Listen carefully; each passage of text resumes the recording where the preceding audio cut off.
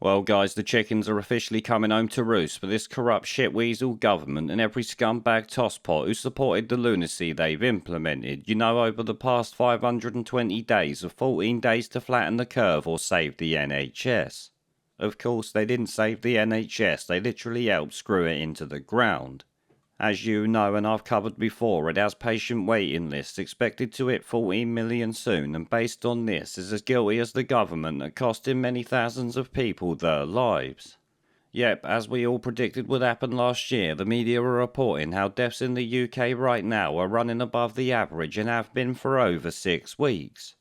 Oh yes, cancer, heart disease, diabetes and everything else the NHS and government have neglected for 520 days is coming back to bite them and the poor people who will die thanks to this bollocks. Here the Telegraph states a total of 10,372 deaths in England and Wales were registered in the week ending August 13th, according to the Office for National Statistics. This is 14% above the 5-year average, or 1,270 more deaths than before. Of those, 544 are due to COVID, with the majority from unknown causes. I certainly wonder what the unknown causes are, don't you?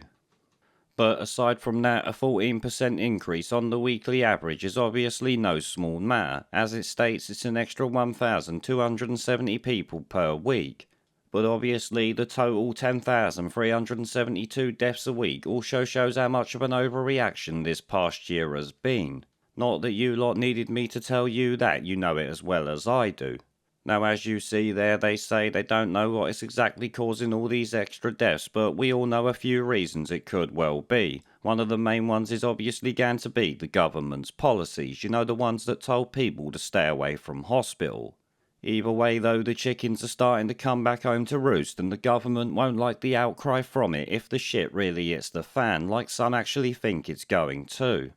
I myself have seen the cost of these policies firsthand and so have many others. Unfortunately it seems many more are also going to see it as we predicted.